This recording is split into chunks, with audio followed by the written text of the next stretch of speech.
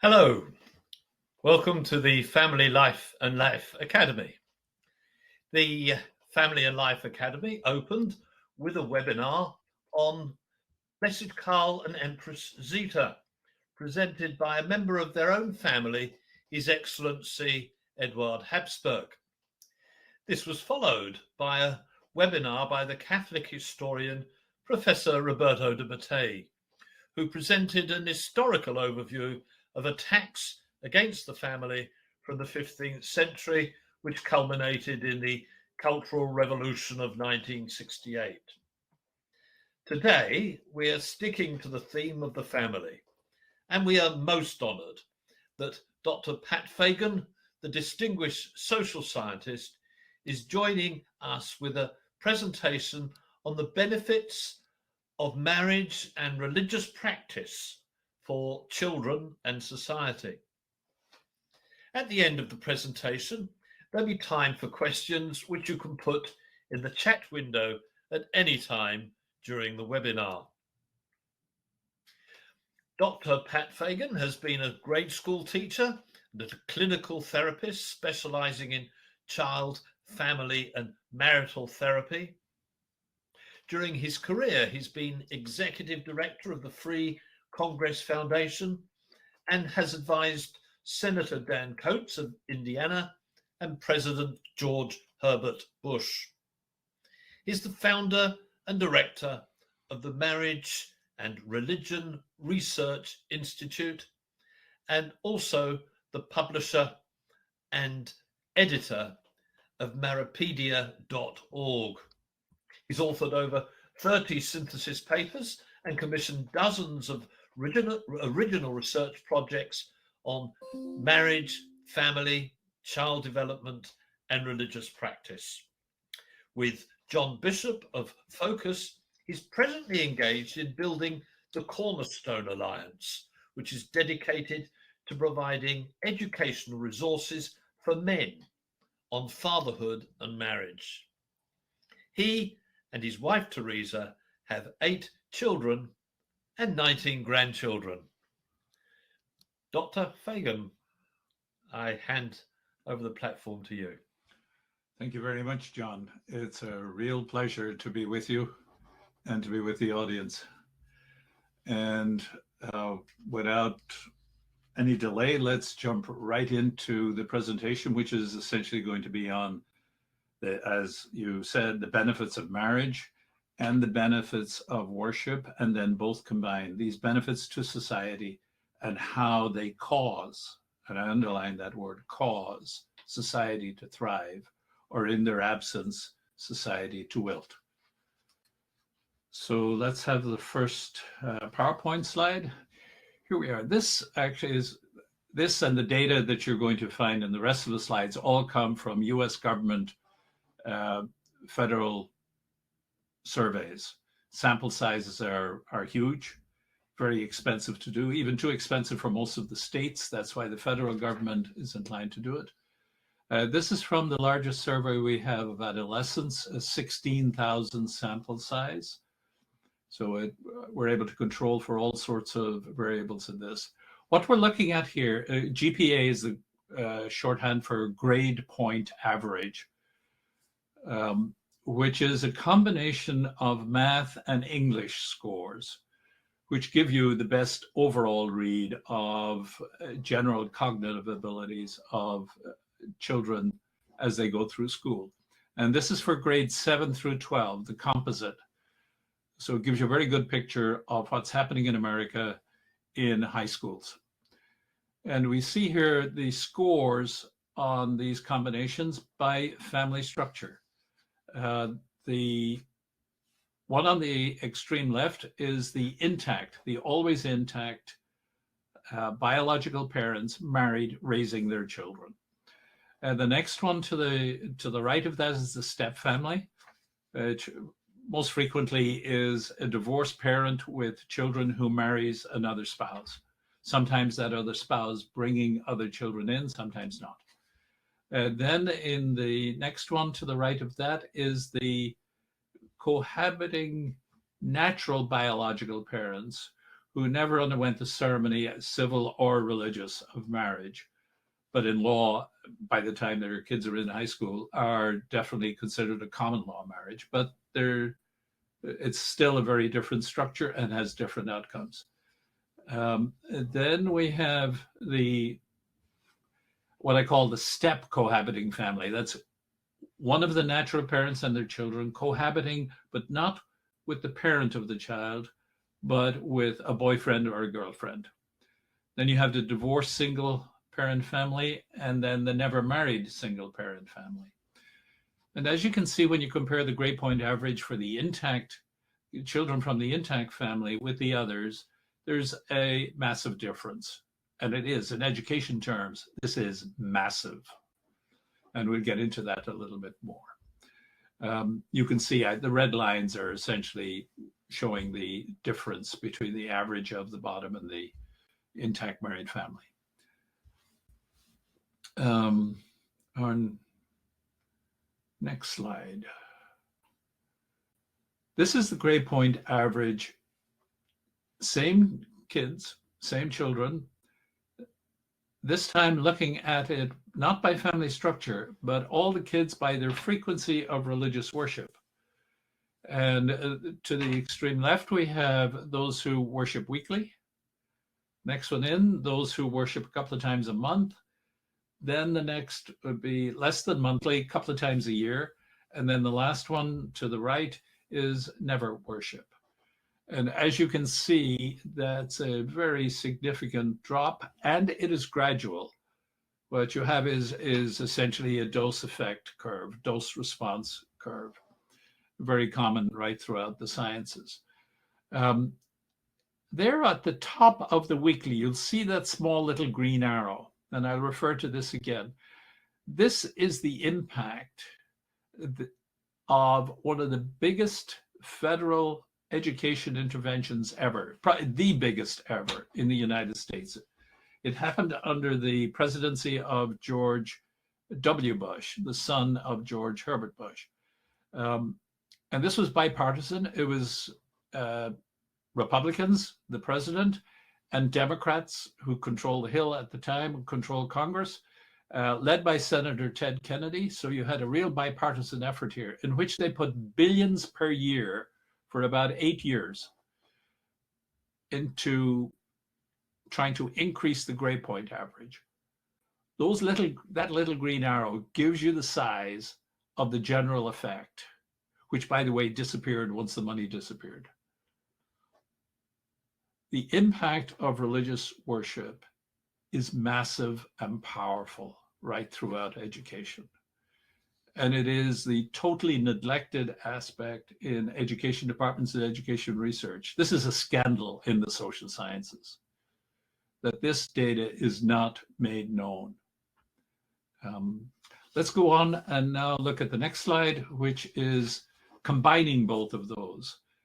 What you have here, the two blue pillars are the always intact married family.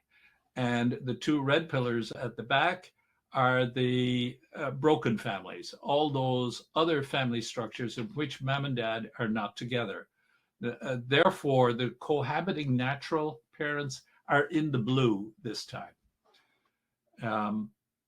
And what we're comparing are those who worship weekly with those who don't worship at all, just to get the full impact, as it were, of the impact of worship and marriage combined. Now, in the two blues, to the left, the tallest one, to the right, the tallest one, the 2.9 grade point average, 9.4 grade point average, that's the always intact married family, or the children of that family, who worship weekly. And then the other blue one to its left, the 2.75, that's the always intact married family that does not worship at all. So you get the contrast within the married family, which all social scientists know that marriage has a huge impact. But here you see the difference that worship makes. And it is huge.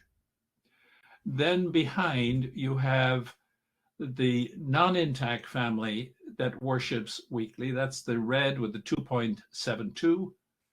And then the lowest of all is the non-intact family that does not worship at all. Now, in education terms, these differences are just astronomical, huge. And I don't know of anything in the social sciences that can compare with this. However, this does not hold in the education outcomes alone. It holds across almost every single measure, not with the same differences, but the same pattern is there. Let's go to the next slide before, yes, this here actually, you see I've inserted there on the right, the difference between the 2.94 and the 2.75. That's to give you an idea of the difference that weekly worship makes within the intact married family. That longer green arrow. And of course, that little green arrow with the circle around it, that's government's biggest multi-billion-dollar per year effort that was pursued for 7 years under Ted Kennedy and President Bush. And then it vanished once the money stopped going. What we can say from this, actually, one of the most powerful agents in education is the pastor who's able to bring his flock to worship God weekly. And I underscore weekly. There's a big difference between the outcome of those who worship weekly and those who worship a couple of times a month. And you can see it there on the religion one. Let's go to the next slide. Here, from the same survey, this work has been done by Mark Regnerus, one of the world's leading family sociologists. And he looked at this survey to see the impact of religious worship on education for kids who are poor compared to the non-poor. And he did it by looking at districts. So you have districts all over the world, this tends to happen. You've got districts where the poor tend to live.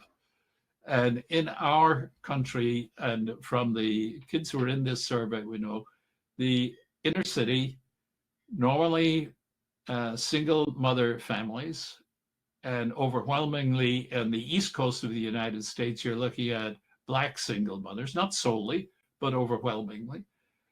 And you can see those who, from that poverty background, those with low church attendance versus those with high church attendance. And you can see that huge difference that education makes. And this is bigger. It makes a bigger impact on the poor than it does on any other income group. Now I say, Karl Marx, put that in your pipe and smoke it.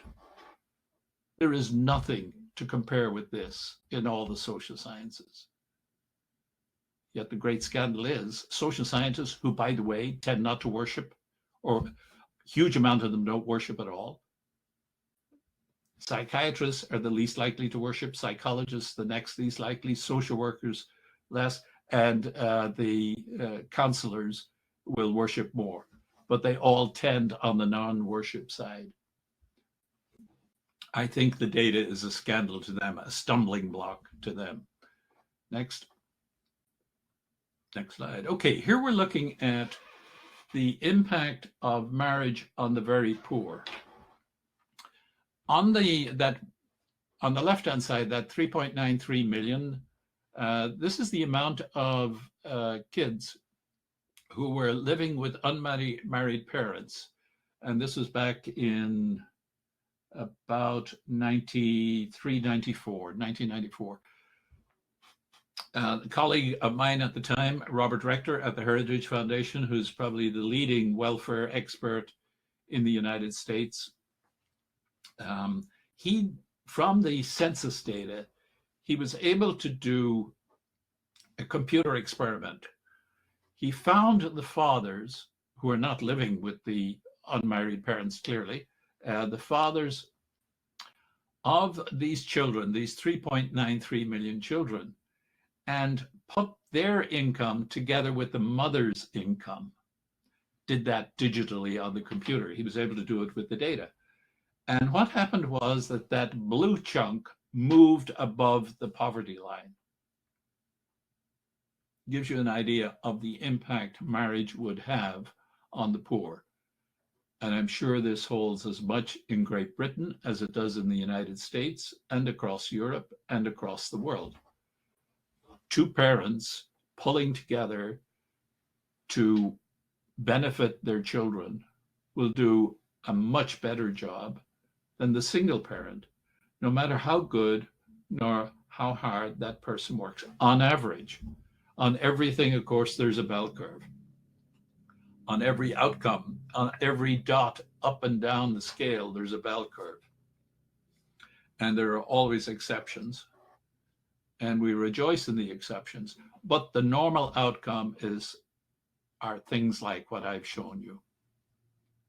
Let's go to the next chart. Here we have what I would call the summation of the life I've spent with social science data. If we were to sum it all up, I'd sum it up in these two different cubes, the green one and the brown one. The green is how things thrive, and the brown is how things wilt. And if you look at that green cube, you'll see there in the bottom corner, the one that's nearest to you, the bottom one more to the right-hand side, and then the dotted line going up to the far corner in the other side. As you would move up that dot or up those lines, what you would have is an increase in human capital, what social scientists call human capital, which are all the good things that make people better in every way. They're better husbands, they're better workers, they're better citizens. That's human capital. The way the model works is the more you go up that line, which means the more you have worship of God and the more you have marriage and the more children you have, the greater that society thrives. The Brown model, which I have it's an old label I have on it there, the Planned Parenthood model. I would call it the Marxist model, actually, would be better.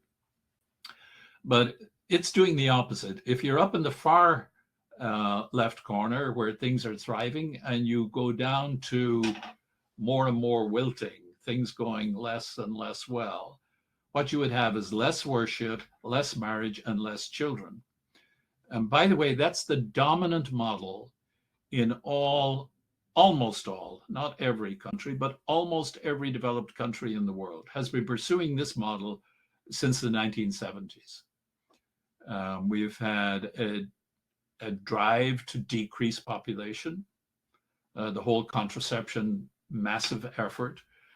By the way, the great church document on that in my lifetime was 1968, when Paul VI issued Humanae Vitae. And I remember, and that was actually the beginning of my third year coming into undergraduate studies, my final year in undergraduate studies in the social sciences back in Dublin. And that document, of course, was quite a bombshell to the world. I was young, I think I was 20 at the time, 21. And I remember making an impact on me, and particularly when I got back home to Dublin. I was working in New York, bartending, a good Irish occupation, good way to save money for college. Had done it in London and then went to New York where I could make even more during the summers. Came back and realized, even in Ireland, the seminaries are split. In University College Dublin, we had many seminarians from our two biggest seminaries, which were huge at the time. And there's almost no one in the priesthood in Dublin now in those seminaries. They're both closed down. But there was a big split of those who were with and those who were against Humanae Vitae. And it had an effect on me and the attention I began to pay to data on population, on fertility, on the effect of contraception. And long story short, what I found was that if I looked at the data, the results of experts who are pro-contraception, I may not have agreed, I didn't agree most of the time with their conclusions, because what I saw in the data were things that they were not paying attention to. In other words, the data never gave me any concern with the church's teaching. Going into it, I was afraid there might. I remember the first time I looked at a research paper by an eminent social scientist. And I was a bit afraid, is this going to cause me tension between what the church teaches and what the social sciences, my chosen profession, teach? And after reading the first one, I found, oh no, I see what the professor is doing, and I see how he arrives at his conclusion, but he's ignoring certain data. And when I look at the data, I see other things that he's not pointing out. That was followed over the next 6 months about 5 or 6 times, and then I began to see the pattern. And this shaped my understanding of the role of the social sciences, which I would sum up. It is to illustrate how man thrives and how man wilts. And it's a natural law profession. It doesn't deal with revelation. It leaves revelation aside. Individual social scientists can practice or not practice their religion. They can take hypotheses or not take hypotheses from revelation, but they operate within the natural law, within the observable social sciences. And I have found that there has never been a contradiction between the church's teaching and what the data show. And you see it very clearly here in these two models. I was very surprised in the 90s when I realized that the US Congress, even when dominated by Republicans, still pursued that brown cube model. Less marriage, less worship, and less children. Oh, they might have said differently, but the policies went this direction. Humana Vitae came out in '68. I thought it would take generations for its effect to be shown. If you go back and look at the population data, and you can go to the World Bank population, you can see it immediately after this. It's very easy to pull down the data. Probably the best source of fertility data in the world, and it's very easily accessible.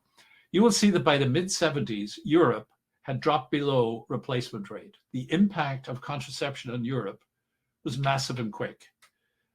It wasn't as quick in the United States. We had outstanding then and still are. Outstanding as a country where the worship of God is much more frequent and much more practiced in our population than any of the other developed countries in the world. Sadly, it's dropping, but it's still there very significantly, and that had its effect on population. However, the US is now below replacement rate. It took it a long time to drop below, but during the last 8 years, that has happened. So how do we sum this up? I would say that the great difference that's very observable in the social sciences is between the two great loves, love of God and love of neighbor, which I would say is fully illustrated there in that green model. The worship of God, marriage, your closest neighbor, the one you choose for life, and then the children you beget.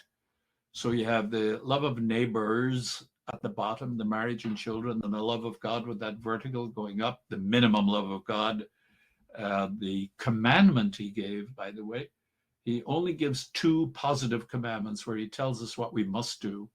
One is honor our parents, and the other is to worship him weekly on the Sabbath.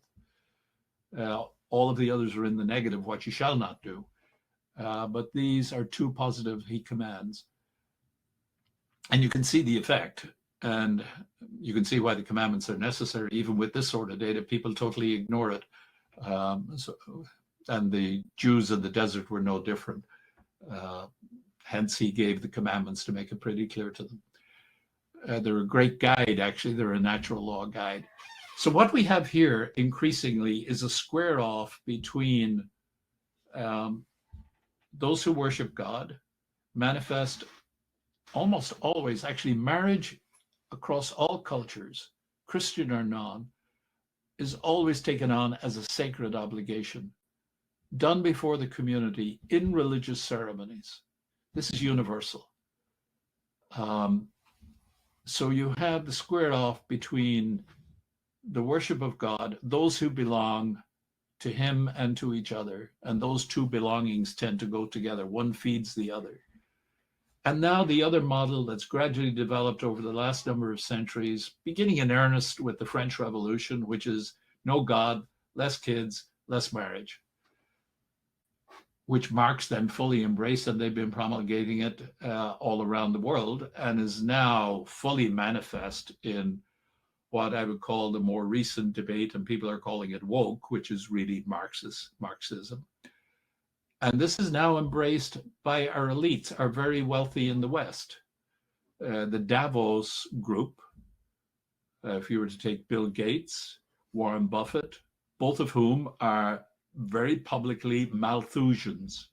They want a depopulation on the earth and give billions of money, millions and millions, billions into that effort, as do most of the others in the Davos group, which are the super wealthy of the West.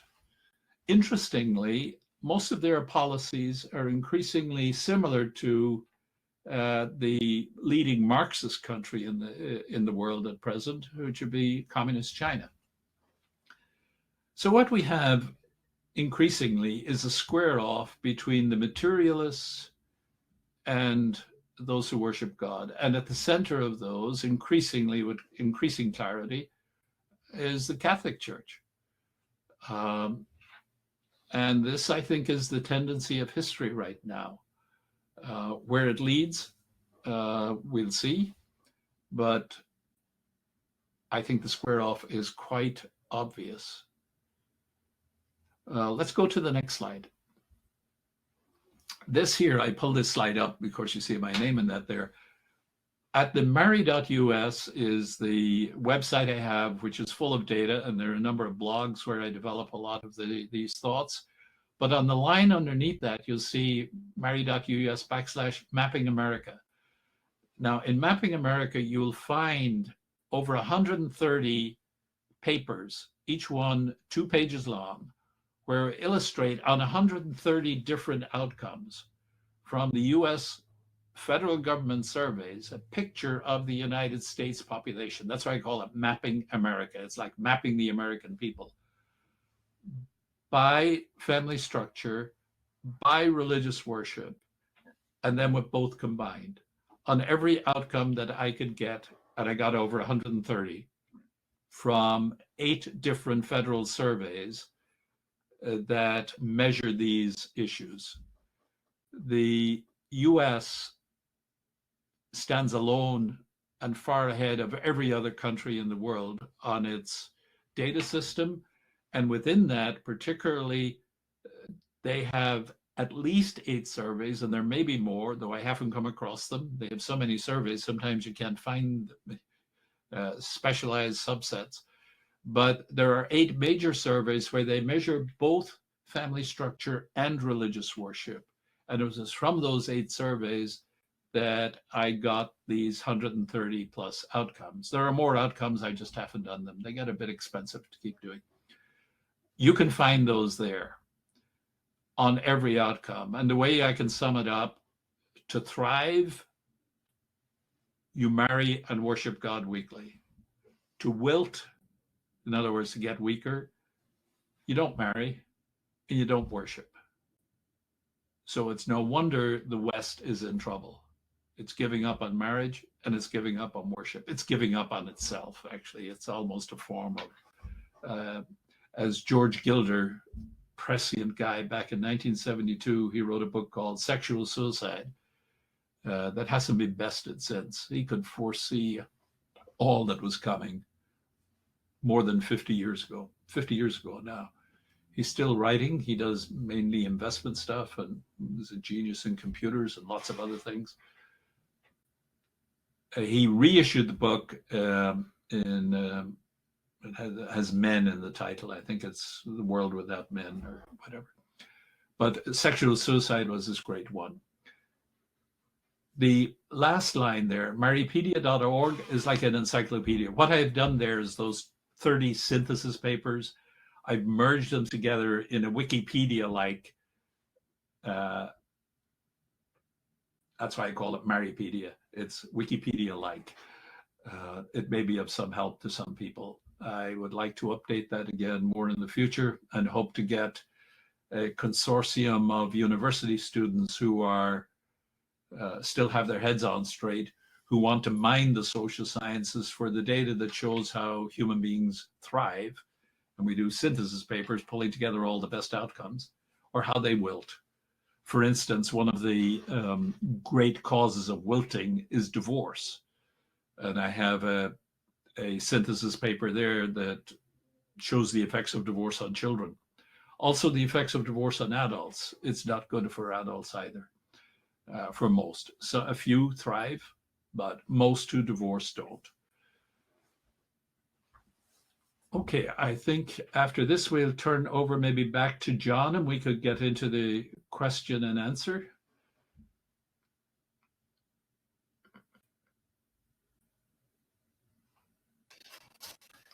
Thank you so much, Pat. That was just wonderful, and I'm sure a lot of us will be wanting to go into the further research that you've mentioned. Anyway, there have been a few questions, so let's kick off straight away with the first one. For the interest of young fathers and young men who are hoping to marry one day, could you tell us a bit about what you're working on at the moment and how that came about? Well, what I'm working on with a colleague, a new colleague, John Bishop, very bright young man, great executive abilities, and has his doctorate in theology. He was setting about to found a group analogous to Focus on the Family, which is very well known in the United States and across the world, and wanted to do one mainly for Catholic families. Focus on the Family tends to service evangelical families. It's got a wide, it doesn't discriminate against Catholics at all, but its spirit and its tone, and that is evangelical. So he was telling me about I was thinking about launching into project on fathers. So he was telling me, and we decided to pitch our lots together. And what we are doing is we're going to provide practical courses for men.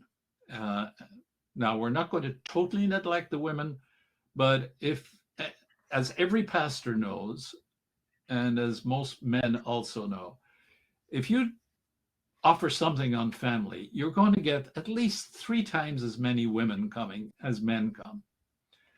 And if you invite families to church, you're going to get 3 times as many women coming as men come. It's just the nature of the beast. Women are much more inclined to matters relational and have an instinct for it. And I think it probably goes back to the fact that they bear children. The massive difference between men and women. Like the woman grows a child, is very aware of existence, is very aware of her dependence, etc., etc. So men are the weak link. And by the way, the people who figured that out or have exploited that very deliberately are the Marxist feminists. They were the first, the Marxist, and then their subset, the feminists. And if you dig into the history of the National Organization of Women, which you don't hear much about now, but through most of my professional career, you had a lot with, and I locked horns with them repeatedly. They very deliberately target, we call it the patriarch.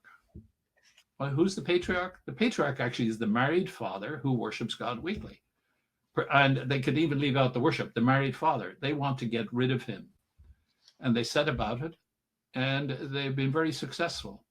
Men are now sidelined, and this has happened all across the West. It's there in the UK as much as it is in the US. In big firms, God help a man who speaks out about marriage or speaks out about as a man or asks for anything equal or refers to any of the things that I've just presented on. You know, he's in danger of losing his job if he keeps talking, right? This is awful. But that's the success of the Marxists. So given that, actually, what John and myself decided to do is we're going to rebuild men. And the first part, actually, the first course we're going to do is for fathers raising their children sexually. shaping the sexuality of the children. Why? Because we all know there's a massive attack going on presently on the sexuality of children. So we're coming right in on that point, because fathers and mothers are the ones who gave the child life, who are the experts on sex, actually the greatest experts on sex. And you can see this in Map America, actually. I have a number of 2-page articles on the frequency and the enjoyment of sexual intercourse. Everybody's very interested in that. That's a universal. Guess who the people are who have the most frequent and the most enjoyable sexual intercourse? Those who are virgins at marriage and worship God weekly and stay married. Again, something that's hidden from the world. But the parents, and particularly the father with his son, and this father raising a son to be a strong man. And the object is actually that you raise them with the capacity for attachment, for belonging, for affection, for their future wife, and also the capacity for hard work, because a man needs to be a hard worker and a good lover of his wife so that they both together can have a great family. So those are the 2 great strengths that we're talking about. How a father, and that's the first course, and that will be available online. We hope to launch it mid-October, and then we'll have a second course for young fathers, a broader one. The first one is on the sexuality. The second one will be on the broader on young fathers, raising their children. And then the third one actually will be for grandfathers, for guys like you and me, John, because we got more disposable time and money and energy and a bit of wisdom, and there's a lot to tap into. It's an unexploited great resource for the family, and we hope to do that too. Sorry, that's a bit longer than you expected to hear from me, but there you have it. Well, no, it's going to be followed up by quite a short question. Alex from Uganda asks, is there any research specific for Africa? There is, but I'm not up on it. And it's not much because there's not a great tradition yet developed in Africa among the universities there, and particularly among the governments, to do surveys that sociologists and psychologists and social psychologists can dig into. When the governments don't do it, there isn't the data there to do. I'm not saying there's none, but there's so little. I have not devoted time to it. But I can tell you the good news that's coming is there's a great project coming out of Harvard. Actually, it's a great Brit who's been over at Harvard. Oh, his name will come back to me in a second. One of the greatest social scientists walking the earth at present. Actually, he's got, as a young academic, he got a global award as the Young Scientist of the Year, along with a great professor from Baylor University. And they're doing a global survey that will cover 87 countries and will measure all these sorts of things. So the survey I was talking about, it's like that on steroids. And Gallup actually are going to be everybody I think knows about Gallup, the polling organization. They'll be the people in the field doing the measuring. So it's going to be, and it's a multi-million, I think it's a $40 million project, and they will have a number of waves. So the good news is there's data coming. So hold on, Alex, it's coming. Well, you're very much in tune with your audience today, Dr. Fagan, because I've just seen a question come in. It says, is there any data to which you look forward becoming available for the advancement of the social sciences concerning marriage and religious practice? Well, that global survey will definitely permit that. There is a lot, actually. There's a huge amount of data. What we don't have are enough social scientists who have a natural law orientation. You don't have to be Catholic. They don't have to be Christian. They don't even have to be religious. But they have to have a love of the truth. And what has happened in the social sciences is the scientists have given up on a love of the truth. I remember I learned one of the best lessons in my life from a man named John Boyd, who is an icon among fighter pilots, one of the greatest fighter pilots ever, but he was a designer of aircraft. He did his biography. We became friends because I was intrigued in how to make a difference. And well, in any case, he developed a great insights into competition and war. But in the war of ideas and in everything, in all sciences, the single most important piece of data is the data that does not fit. If you're a scientist and you come across data that doesn't fit, the human inclination is to disregard it, say, that's an outlier. But the real scientists will pay attention. There can be two causes. One, it is a real outlier. Secondly, actually, no, it's real data. And if you repeat it and it keeps coming up, then what's wrong is not the data, but your theory. Your theory of how physics works or how biology works or how human nature works or how marriage works is wrong if this data cannot be held within your theory. And you then have to change your theory, not throw out the data. Most social scientists on matters of marriage and religion throw out the data. It's a scandal of epic historical proportions. And it's happening in Oxford, in Cambridge, in Harvard, in Yale, in Stanford. It's happening right across the world. But the great news is young, bright people coming up always want to overthrow their professor who has it wrong. That's the nature of the human beast, of young people. They have liberal hearts. They want to improve the world. They want to get rid of what's wrong in the world. Well, there's a huge amount wrong in the social scientists, and I have no doubt but that bright young social scientists coming up are going to get rid, some of them are going to devote their lives getting rid of this massive injustice within the social sciences. Thank you very much indeed.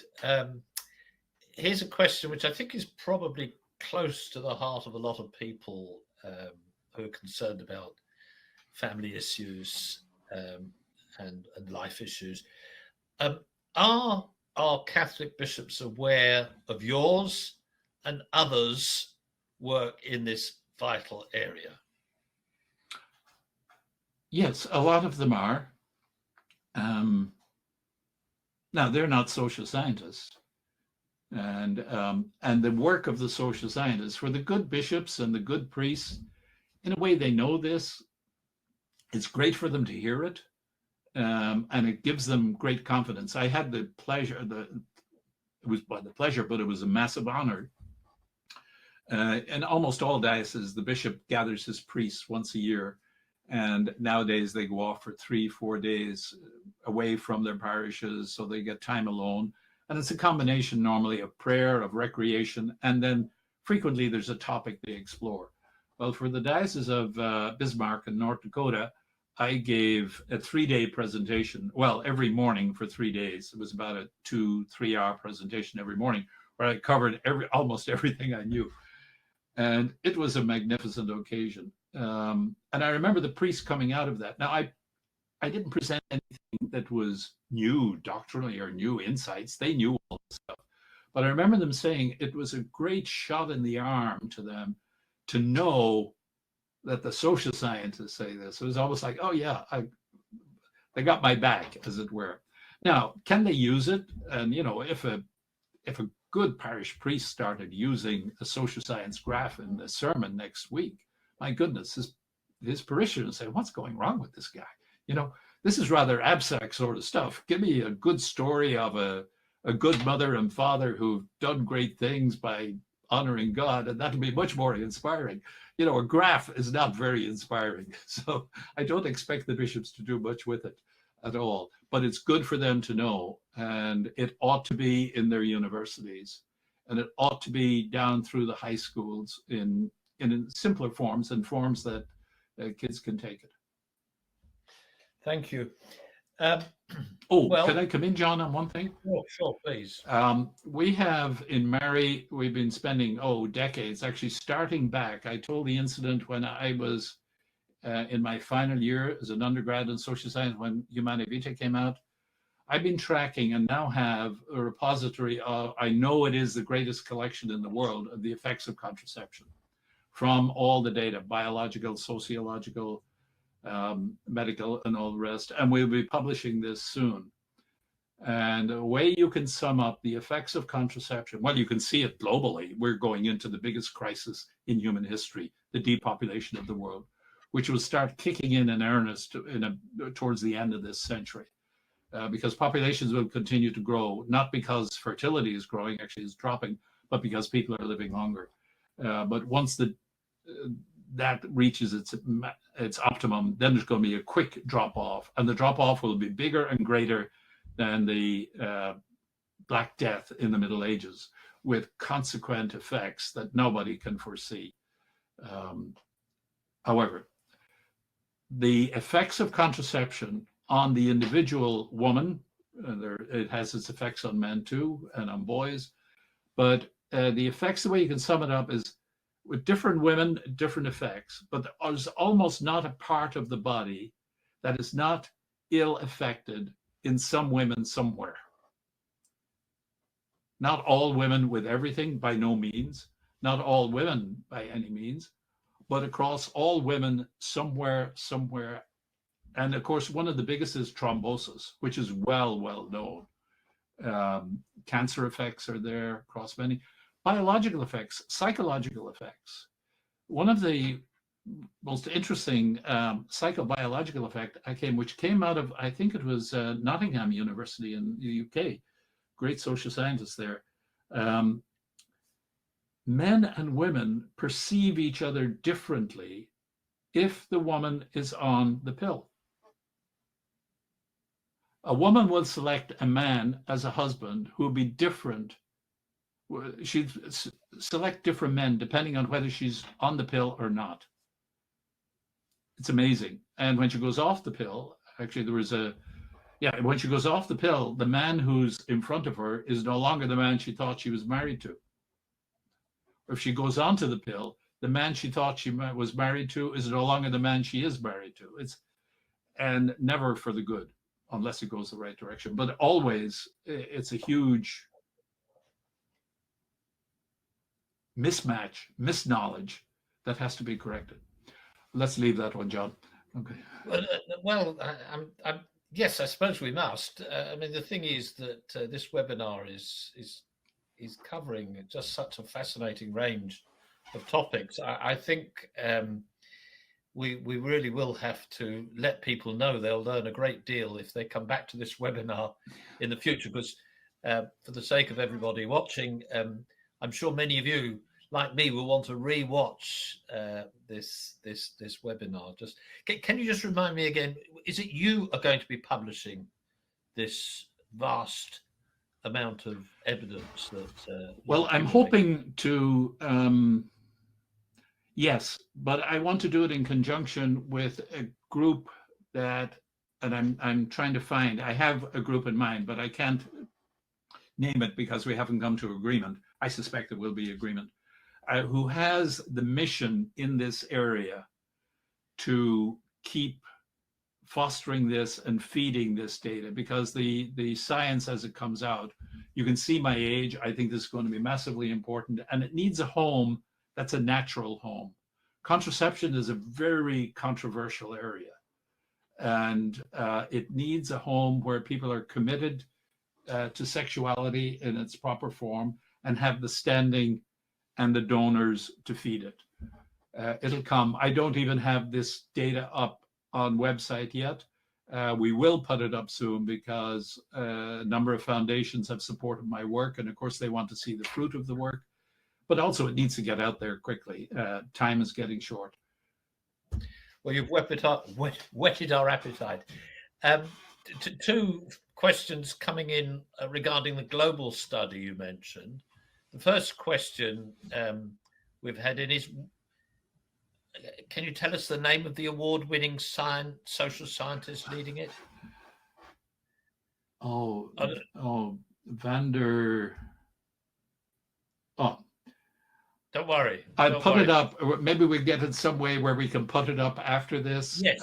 Yes. I have always had difficulties with names. I told my wife before we got married that I might forget her name, and thanks be to God, I took the insurance out, because once I did, I'm that bad. So, and that was when I was young.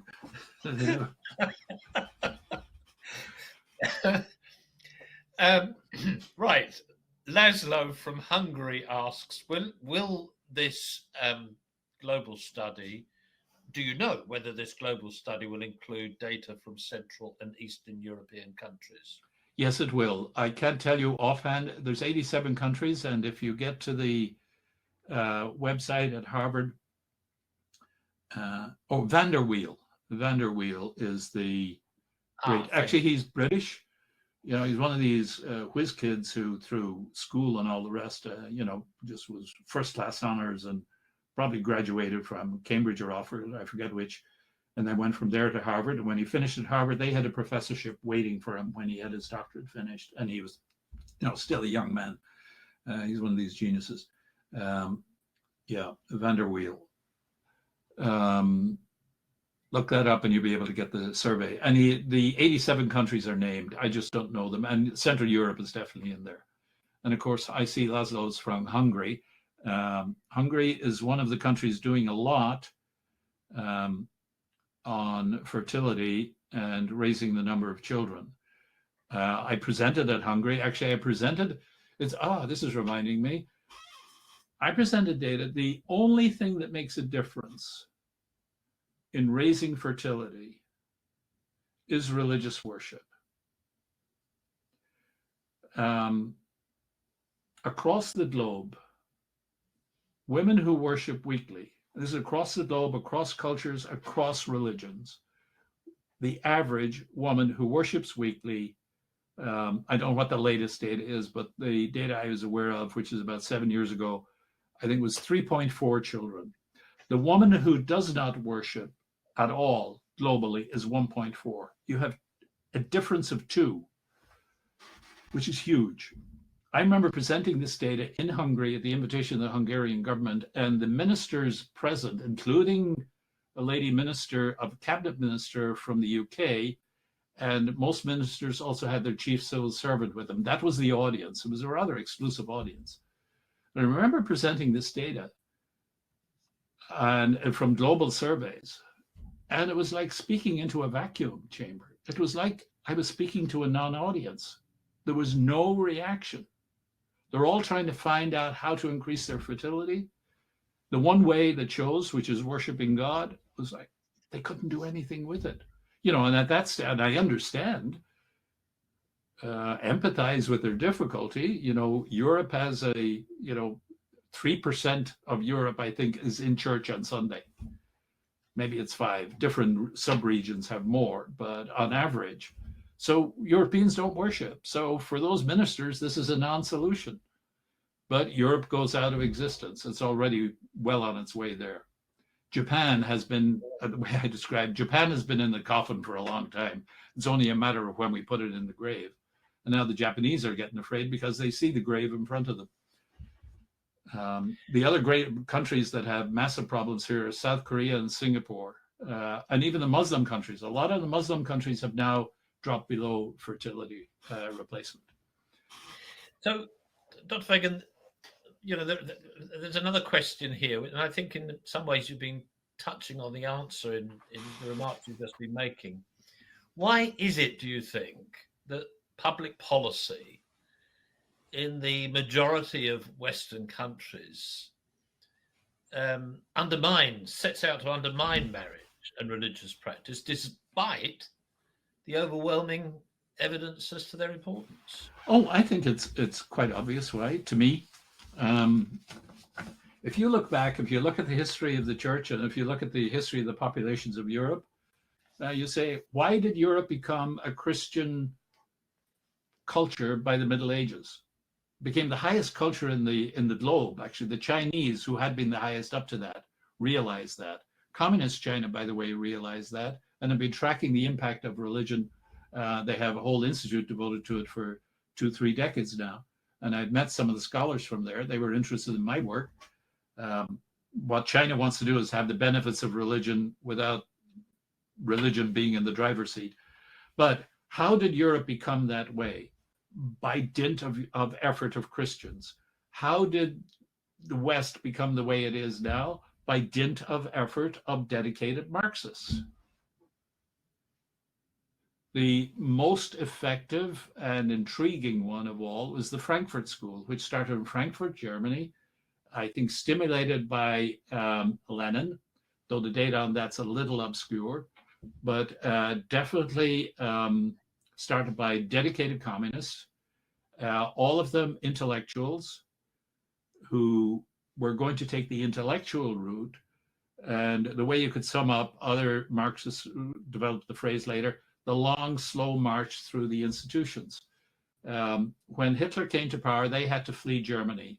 Massive amount of them went to Columbia University, which became the epicenter in the United States of Marxist studies. And out of that has come the deconstruction of language. That came out of Columbia. Now it was going on in France as well. But the biggest, most public thing was the National Organization of Women and the feminist movement. And the feminist movement has since given birth to about 780 women's studies centers in the universities and colleges of the United States. They're totally dedicated to the destruction of the patriarchy and against religion. And this is fed by Republican, conservative state legislatures. They penetrated the teachers' unions, mainly by taking over the bureaucratic roles, not by going flamboyantly out in the public. No, they're very quiet and very effective under the radar. Took over the journalism schools, et cetera, and so on. The long, slow march through the institutions, very effective, very professional, very dedicated, very educated. That's how it happened. Thank you. Thank you very much indeed. And Dr. Fagan, maybe this will be our last question. And you've got many children and many grandchildren. And despite you forgetting your wife's name, you're still a Catholic husband. How does your own experience as a Catholic husband and father relate to the work that you do? Well, I think it motivates it. I can see the tremendous good. Like if I had not stayed Catholic, I'd be over there with the worst of them. I tell you, I I could easily, very, very easily have become the typical 1960s, the world, the flesh, and the devil, the whole thing. I don't think I would have gone the drug route, but the booze and the women, sure, no bother. It's only by dint of grace, confession, spiritual direction, the benefits of the church, and probably helped by being a social scientist because I could see the data. And I see a natural relationship between, one feeds the other. Your experience of life definitely causes your hypothesis to form. And then you go into the data and you find those that you find them held or modified. Actually, I had even Catholic hypotheses. I realized, my grasp of natural law was a bit dysfunctional, and the social science data will correct it. It's very interesting. So I would see, for me, I love being a social scientist. I wish I had a greater mind. I wish I was as good as Van der Weel and as rich as Bill Gates. We'd have great social science all over the place. I think there's a great future in the social sciences because, well done, they cannot but illustrate divine natural law. And we will learn from contrary data. There will be contrary data out there all the time. And it's the place to go if you want to be a great social scientist. I don't know if that answers your question. Well, no, thank you. I mean, you've answered so many questions today, Dr. Fagan. Thank you so much. I just wish we had more time for more questions because we've all learned a great deal from this. And I think it gives us hope, what you said there just now, that the data from the social sciences supports divine law, supports what God teaches us, what he's commanded us to teach the world. And that's profoundly encouraging, and there's more data coming out. So thank you, and thank you for keeping the sciences honest in a very difficult time. Oh, there are much better, greater men than I out there. Brad Wilcox, Mark Regnerus, you saw a bit of Mark's work. And these two great men, Vanderweel and, the other guy's a good friend from Baylor. You got to get those guys out. They're fantastic. Thank you. Thank you. Follow that up. Well, that's all we have time for today. And I sincerely apologize if your question hasn't been answered. Thank you for everyone joining us today. The video of this webinar will be made available on the Family and Life Academy website. Our next webinar is on the 2nd of June, and it will be presented by Dr. Jennifer Roback-Morse. It's entitled It's entitled Baked In from the Beginning, Paedophilia and the Sexual Revolution. Finally, many thanks once more, Dr. Fagan, for your most illuminating presentation. You're welcome. Thank you.